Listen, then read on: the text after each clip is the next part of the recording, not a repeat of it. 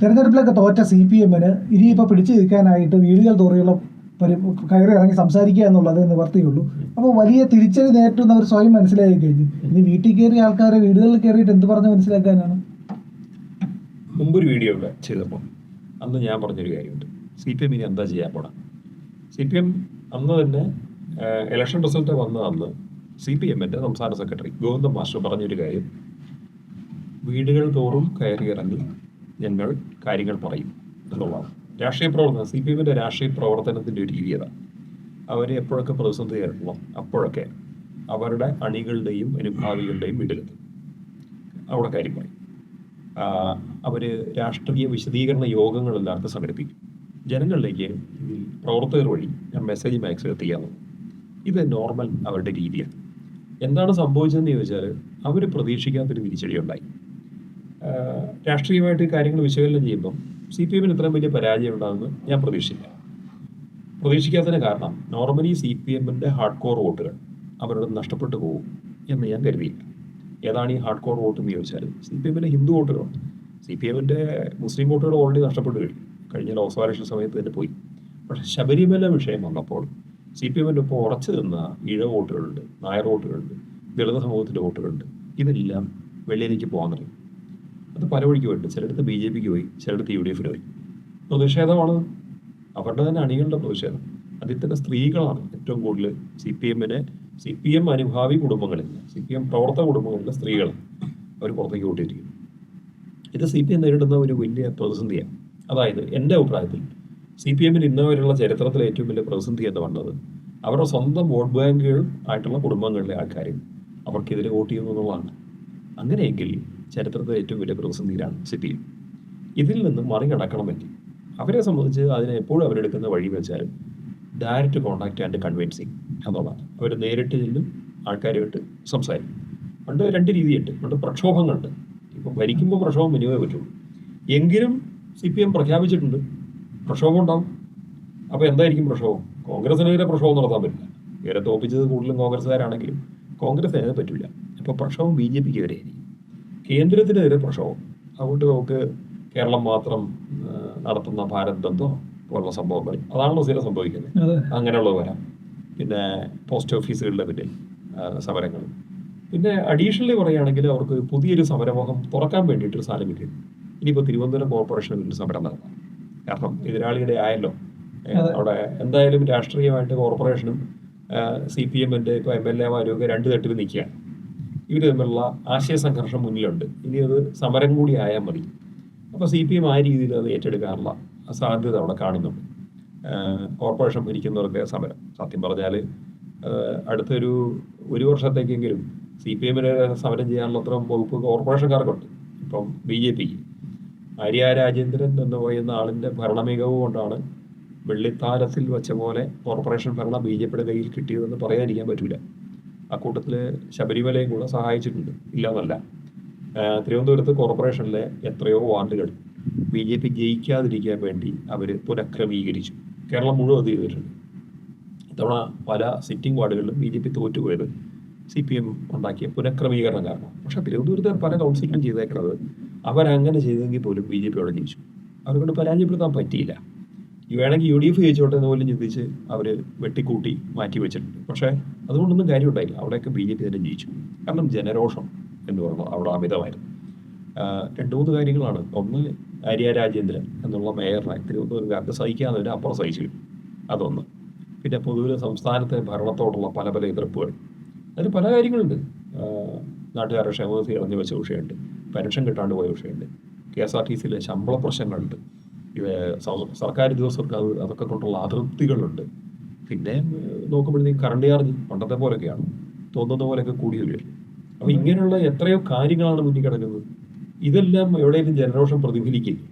അപ്പോൾ CPM-നെ കറക്റ്റ് ചെയ്യാനാണെങ്കിൽ ഒരു വീട് കയറിലും ഒരു സമരം കൊണ്ട് മാത്രം കാര്യമൊന്നുമില്ല. അവർക്ക് വിജയിക്കണമെന്നുണ്ടെങ്കിൽ അവർക്ക് ഒത്തിരി കാര്യങ്ങൾ കറക്റ്റ് ചെയ്യേണ്ടി വരും. ഈ കറണ്ട് ചാർജ് ഇങ്ങനെ കൂടി നാട്ടുകാരെ ചോദിച്ചാൽ ഉത്തരം പറയട്ടെ.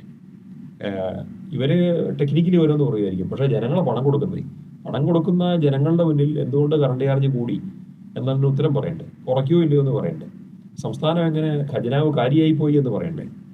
ഇപ്പം പണ്ട് CPM അധികാരത്തിൽ കയറിയ സമയത്ത് അന്നത്തെ സംസ്ഥാന ധനകാര്യമന്ത്രിയായിരുന്ന തോമസ് ഐസക് പറഞ്ഞ എന്താണ്?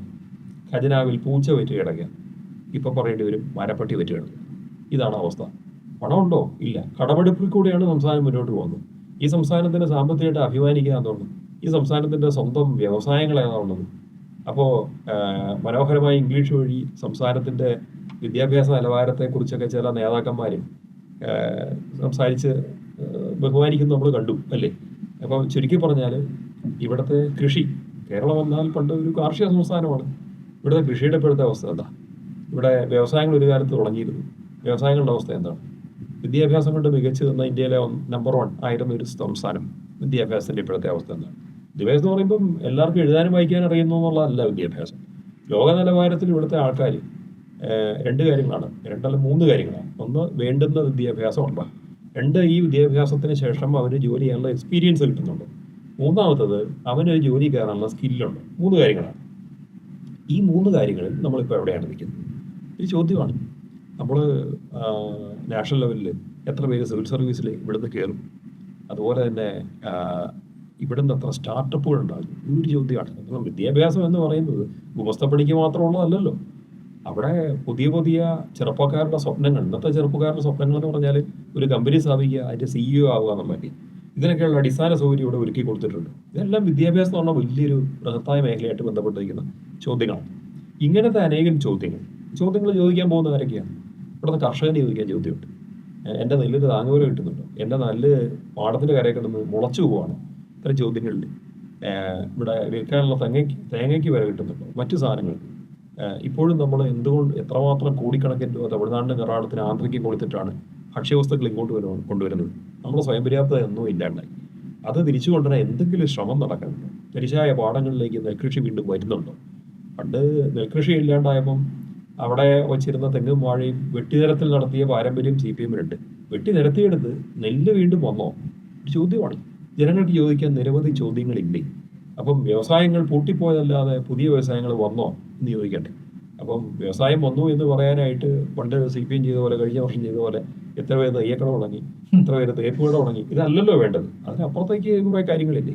വ്യവസായം എന്ന് പറയുമ്പോൾ IT അധിഷ്ഠിത വ്യവസായങ്ങൾ പറയേണ്ടതുണ്ട്. ഇല്ല, 2, ഒരു ടെക്നോ പാർക്കും ഒരു ഇൻഫോ പാർക്കും ഉണ്ടെന്ന് പറയുന്നതിനപ്പുറത്തേക്ക് ഇവിടെ കൂടുതൽ വ്യവസായ സൗഹൃദമായിട്ട് ആൾക്കാർ, കേരളത്തിൽ മലയാളി എത്ര പേര് കേരളത്തിന് പുറത്ത് പോയി ജോലി.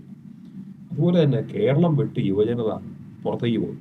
എഡ്യൂക്കേഷൻ എന്ന് പറഞ്ഞുകൊണ്ട് പോകണമെന്ന് ജീവിക്കാൻ വേണ്ടി പുറത്തേക്ക് പോകും. എഡ്യൂക്കേഷൻ എന്ന് പറഞ്ഞാൽ പോകുന്നത് കാരണം എന്താ വെച്ചാൽ, ഒരു സ്റ്റുഡൻറ്റ് വിസയിൽ വിദേശത്തേക്ക് പോയാൽ അവിടെ പോയിട്ട് എളുപ്പമാണല്ലോ എന്ന് കരുതും. ഇനി വിദേശത്തേക്ക് പോകാത്തവനും എത്ര പേരാണ് കർണാടകത്തിൽ, മൈസൂർ പ്രദേശങ്ങളിൽ, ബാംഗ്ലൂരൊക്കെ പോയി സെറ്റിൽ ആവുന്നത്? ഇവിടുത്തെ ഗ്രാമങ്ങളിൽ നിന്ന് ആൾക്കാർ ഒഴിഞ്ഞ് എങ്ങോട്ടായി പോകുന്നത്? ഇത് മനുഷ്യന് ചോദിക്കാനില്ലേ? ഇതിനൊക്കെ ആരാണ് ഉത്തരം പറയുന്നത്? 10 വർഷം ഇവിടെ ഭരിച്ചവർക്ക് ഒരു ഉത്തരവും പറയാനില്ലേ? എങ്ങാനും ഇവിടുത്തെ സ്ഥലത്തിനൊന്നുകൂടെ വില കൂടിയാൽ ഇത് കംപ്ലീറ്റ് വിറ്റ് ഇവിടെ ഒഴിഞ്ഞു പോകാൻ റെഡിയായിട്ട് എനിക്ക് എത്ര പേരുണ്ടെന്നറിയോ? അപ്പം ഇതിനൊരു മാറ്റം വേണ്ടേ? ഈ നാട്ടിൽ, ഈ മണ്ണിൽ ജനിച്ച തലമുറകൾക്ക് ഈ മണ്ണിൽ തന്നെ നിർവഹിക്കാൻ, ഇവിടെ വരുമാനത്തോടു കൂടി മുന്നോട്ട് പോകാൻ, അവരിവിടെ ഫ്ലറിഷ് ചെയ്യാൻ എന്താണുള്ളത് എന്ന് ചോദിച്ചാൽ ഓരോ കുടുംബത്തുള്ള ചോദ്യമാണ്. അതായത് എൻ്റെ മക്കൾ ഈ നാട്ടിൽ ജീവിക്കണോ എന്ന ചോദ്യമാണ് ഓരോ അച്ഛനും അമ്മയും ചോദിക്കുന്നത്. ഞാൻ കേട്ടിട്ടുണ്ട്, എങ്ങനെയെങ്കിലും മക്കളെ തള്ളി കേരളത്തിന് വെളിയിലേക്ക് പഠിക്കാൻ വിടുന്നു, വിദേശത്തേക്ക് ജോലിക്ക് വിടുന്നു, അങ്ങ് പോയി കിട്ടിയ നീ രക്ഷപ്പെട്ടു കിട്ടോ എന്ന് പണ്ട് അവസ്ഥയിൽ എത്തിച്ചു വെച്ചേക്കും. ഇതെങ്ങനെ ഇങ്ങനെ? അപ്പം സമ്പത്ത്, നമ്മുടെ കൃഷി, വ്യവസായം, വിദ്യാഭ്യാസം തുടങ്ങി ഇത്തരം കാര്യങ്ങളിൽ മുഴുവൻ തകർന്നു കിടക്കുന്നു.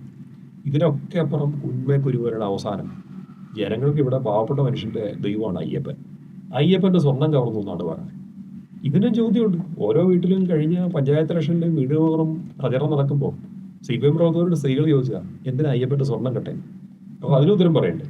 ഈ സ്വർണം പോയി എന്ന്. ഇപ്പം പലയിടത്തും കേരളത്തിലെ പല ക്ഷേത്രങ്ങളിലെ വിഗ്രഹങ്ങൾ അന്താരാഷ്ട്ര വിഗ്രഹ കള്ളക്കടത്തുകാരുടെ കയ്യിലായി എന്നുവരെ ആരോപണം ഉയർന്നിരിക്കുന്നു. കോടതി തന്നെ പറഞ്ഞു. സുഭാഷ് കപൂറിന്റെ എക്സാക്ട്ലി. അപ്പം ഇതൊക്കെ നാളെ ഈ ഗവൺമെന്റിന്റെ ചോദ്യമില്ലേ? നിങ്ങൾ ഇതിനെ സംരക്ഷിക്കേണ്ടവരല്ലായിരുന്നു. ഇല്ലെങ്കിൽ പിന്നെ എന്തിനാ ദേവസ്വത്തിന്റെ ഡിപ്പാർട്ട്മെന്റ്, ദേവസ്വത്തിന്റെ കയ്യിലിരുന്ന സാധനങ്ങൾ പോയി. ഇത് സംരക്ഷിക്കാൻ പറ്റില്ലെങ്കിൽ എന്തിനാണ് ഈ ദേവസ്വം കെട്ടിപ്പിടിച്ചുകൊണ്ടിരിക്കുന്നത്? എന്തിനിങ്ങനൊരു അമ്പലങ്ങളെ കൊള്ളയടിക്കാനാണോ ഇങ്ങനെ ഒരു ദേവസ്വത്തിന്റെ ഡിപ്പാർട്ട്മെന്റിന് ചോദ്യമില്ലേ? അപ്പോൾ ചുരുക്കി പറഞ്ഞാൽ ഇവിടെ എല്ലാം ഇവർ ഡീറെയിൽ കഴിഞ്ഞു, അട്ടിമറിച്ച് കഴിഞ്ഞു. ഈ കേരളത്തിൻ്റെതായിട്ടുള്ള എല്ലാ ഘടകങ്ങളും അട്ടിമറിച്ച് വെച്ച ഒരു സംവിധാനം ഉണ്ടാക്കി ജനങ്ങൾ ഓരോരുത്തരും ചോദിക്കാൻ പോലും ഇതൊക്കെയാണ്. വീടുകൾ കയറി ചെല്ലുമ്പോൾ ജനങ്ങളുടെ ഈ ചോദ്യങ്ങൾക്ക് ഉത്തരം പറയാൻ CPM റെഡിയായില്ലേ, അവർക്ക് ഇനി അടുത്ത ഇലക്ഷനിൽ കയറാൻ പറ്റില്ല. അതിന് തൃപ്തികരമായിട്ട് അവർ ഉത്തരം പറയേണ്ടി വരും. രാഷ്ട്രീയ കൂട്ടുകെട്ടുകൾ ഉണ്ടാക്കുക, മതന്യൂനപക്ഷങ്ങളെ പീഡിപ്പിക്കുക എന്നുള്ളതൊക്കെ ഒരു വശത്ത് പോകുന്നുണ്ട്. പക്ഷേ ഇത്തവണ മതന്യൂനപക്ഷങ്ങൾ കൂടെ ഉണ്ടാവില്ല. കഴിഞ്ഞ ലോക്സഭാ ഇലക്ഷൻ്റെ തീരുമാനമായതാണ് ഏതാണ്ട് മുസ്ലിം കമ്മ്യൂണിറ്റി കംപ്ലീറ്റ് UDF-ലേക്ക് പോകും. അതുപോലെ ക്രിസ്ത്യൻ കമ്മ്യൂണിറ്റിയും CPM അനുഭാവത്തിലൊന്നും അല്ല നിൽക്കുന്നത്. പിന്നെ ഉണ്ടായിരുന്നത് ഹിന്ദുക്കളാണ്. അയ്യപ്പൻ്റെ വിഷയം വന്നതോടെ അവരുടെ വലിയൊരു സമൂഹം CPM-ന് വോട്ട് ചെയ്യണോ വേണ്ടേ എന്നുള്ള കൺഫ്യൂഷനാണ്. ഇത് രാഷ്ട്രീയത്തിൽ മതം കടന്നു വരേണ്ടതല്ല. പക്ഷേ ഞാൻ പറയുന്നു, ഡെമോഗ്രഫിക്കലി നമ്മൾ ചില ഘടകങ്ങൾ നോക്കുകയാണെങ്കിൽ ഇതാണ് അവസ്ഥ. CPM-ന്റെ ഏറ്റവും വലിയ വോട്ട് ബാങ്ക് ആയിരുന്നു ഈഴവ സമുദായം. ഈഴവ സമുദായത്തിന് ഇപ്പോൾ CPM-ന്റെ മുകളിൽ സത്യം പറയാൻ ഡിപ്പെൻഡൻസി ഇല്ല. CPM-നെ ആശ്രയിക്കേണ്ട ഗതികേടില്ലാത്ത അവസ്ഥയാണ്. അവർ വളരെ ഉയർന്നു കഴിഞ്ഞു. പണ്ടൊക്കെ എന്ന് പറഞ്ഞാൽ CPM ഭൂപരിഷ്കരണമൊക്കെ കൊണ്ടുവന്നപ്പം അവർക്ക് ഗുണം കിട്ടിയെന്നൊക്കെയുള്ള ചിന്തകളൊക്കെ ഉണ്ടായിരുന്നുവെങ്കിലും പലയിടത്തും പല യൂണിയനുകൾ അവരെ വളരെ സപ്പോർട്ട് ചെയ്തിരുന്നു എന്നൊക്കെ പലതരത്തിലുള്ള ഇതുണ്ടായിരുന്നെങ്കിലും ഇന്നതൊക്കെ മാറിക്കഴിഞ്ഞു. യൂണിയനിസം കൊണ്ട് CPM-ന് തിരിച്ചിരിക്കാൻ പറ്റില്ല. കാലം മാറി. അങ്ങനെ വരുമ്പോൾ ജനങ്ങളുടെ മേൽ ഡിപ്പെൻഡൻസി അടിച്ചേൽപ്പിച്ചുകൊണ്ട് ഭരിച്ചിരുന്ന ഇല്ലേ വോട്ട് നേടിയിരുന്ന കാലത്ത് നിന്ന് മാറിയിട്ട് ജനങ്ങളുടെ മുന്നിൽ അഭ്യർത്ഥിച്ച് നിന്ന് അവരുടെ ദയവ് കൊണ്ട് തന്നെ വോട്ട് മേടിക്കേണ്ട സ്ഥിതിയിലേക്ക് മാറി വരികയാണ്. ഇതാണ് കാലത്തിൻ്റെ മാറ്റം. ഈ മാറ്റം കൂടി ഉൾക്കൊണ്ടുകൊണ്ട് അല്ലാണ്ട് അവർക്ക് ജനങ്ങളെ അഭിമുഖീകരിക്കാൻ പറ്റും എന്നെനിക്ക് തോന്നുന്നില്ല. പ്രക്ഷോഭങ്ങൾ നടത്താം, കേന്ദ്രത്തിന് പ്രക്ഷോഭം നടത്താം, ഭാരത് ബന്ദ് നടത്താം, തിരുവനന്തപുരത്തിന് കോർപ്പറേഷൻ ബന്ദ് നടത്താം, എന്തും ആവാം. ചെയർമാൻ്റെ മേയറുടെ വണ്ടി തടയാം, എന്തും ആയിക്കോട്ടെ. പക്ഷേ അതിനൊക്കെ അപ്പുറം കുറേ കാര്യങ്ങളുണ്ട്. അതൊക്കെ ചെയ്താലും ജനങ്ങൾ ഈ തട്ടിപ്പ് മനസ്സിലാക്കുകയും ചെയ്യും, രാഷ്ട്രീയമായിട്ട് പ്രതികരിക്കുകയും ചെയ്യുന്നൊരു പ്രശ്നം കൂടിയുണ്ട്. അതുകൊണ്ട് അത്ര എളുപ്പമല്ല CPM നാണ്ടിൽ.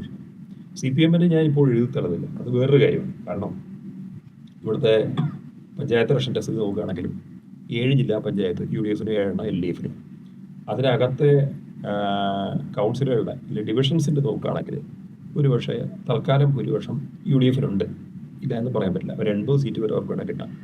പക്ഷേ CPM-ൻ്റെ തന്നെ ശരിക്ക് അവർ ഇപ്പോഴത്തെ സ്ഥലത്തേക്ക് ഒന്ന് ശ്രമിച്ചാൽ UDF-ൻ്റെ ഭൂരിപക്ഷം കുറയ്ക്കാമെന്ന് വെച്ചാൽ ഒരു 75-80 ഇടയ്ക്ക് അവർക്ക് നിർത്താൻ പറ്റും. അങ്ങനെയെങ്കിൽ ഒരു 60-ന് മുകളിൽ സീറ്റുകൾ LDF-ന് കിട്ടാം. BJP-ക്ക് ചില സീറ്റ് കിട്ടിയെന്ന് വരും. അതും കൂടെ കൺസിഡർ ചെയ്തുകൊണ്ട് CPM മുന്നോട്ട് നീങ്ങുകയാണെങ്കിൽ അവരുദ്ദേശിക്കുന്നതാണ് ആ ഒരു പ്രശ്നം ഒഴിവായി ഒരു 10 സീറ്റിനെങ്കിലും ഭൂരിപക്ഷം കിട്ടണമെങ്കിൽ എന്ത് ഹോംവർക്കാണ് ചെയ്യേണ്ടതെന്നാണ് CPM ആലോചിക്കുന്നത്. പൊതുവിൽ CPM-ന്റെ സോഷ്യൽ എഞ്ചിനീയറിംഗ് തന്ത്രങ്ങൾ വിജയമാണ്, മികവുള്ളതാണ്, എല്ലാം ഞാൻ സമ്മതിക്കുന്നു. എങ്കിലും മുൻകാലങ്ങളിലെ പോലെ അല്ല ഇത്തവണത്തെ CPM-ന്റെ അവസ്ഥ എന്ന് ഓർമ്മിപ്പിക്കാൻ ആഗ്രഹിക്കും. പ്രിയപ്പെട്ട പ്രേക്ഷകരെ, നമ്മൾ ഈ വർഷത്തിൻ്റെ അവസാന ദിവസങ്ങളിലേക്ക് എത്തുകയാണ്. ഇന്ത്യ ലൈവ് പ്രവർത്തനം ആരംഭിച്ചിട്ട് 2 മാസം പൂർത്തിയാവുകയും കൂടിയാണ്. എനിക്ക് നിങ്ങളുടെ സഹായം തുടർന്നും ആവശ്യമുണ്ട്. വലിയ സഹായമാണ്, വലിയ പിന്തുണയാണ് നമ്മുടെ പ്രേക്ഷകർ നൽകിക്കൊണ്ടിരിക്കുന്നത്. പക്ഷേ അതിൻ്റെ അളവൊന്ന് കൂട്ടുക എന്ന് പറഞ്ഞാൽ കൂടുതൽ ആളുകൾ നമ്മുടെ ചാനൽ കാണണം, കൂടുതൽ സബ്സ്ക്രിപ്ഷൻ വരണം. ഒന്നും ചെയ്യേണ്ട, നമ്മുടെ ചാനൽ കാണുമ്പോൾ അതിൽ IND എന്ന് പറയുന്ന ഇന്ത്യ ലൈവിൻ്റെ ലോഗോ ഇടതുവശത്ത് കാണാം. നിങ്ങൾ അതിലൊന്ന് വിരലമർത്തിയാൽ ചാനൽ ഓപ്പണായി വരും. സബ്സ്ക്രൈബ് എന്നുള്ള ഒരു ബാർ കാണും, അവിടെ ഒന്ന് വിരലമർത്തുക. പിന്നെ തൊട്ടുപുറത്ത് ഒരു ബെൽ ഐക്കണുണ്ട്, അതും കൂടി ഒന്ന് അമർത്തി ഇന്ത്യ ലൈവിനെ അതിൻ്റെ മുന്നോട്ടുള്ള യാത്രയിൽ സഹായിക്കണം എന്ന് ഞാൻ അഭ്യർത്ഥിക്കുന്നു. മറക്കരുത്, ചാനൽ സബ്സ്ക്രൈബ് ചെയ്യണം, ബെൽ ബട്ടണും അമർത്തണം.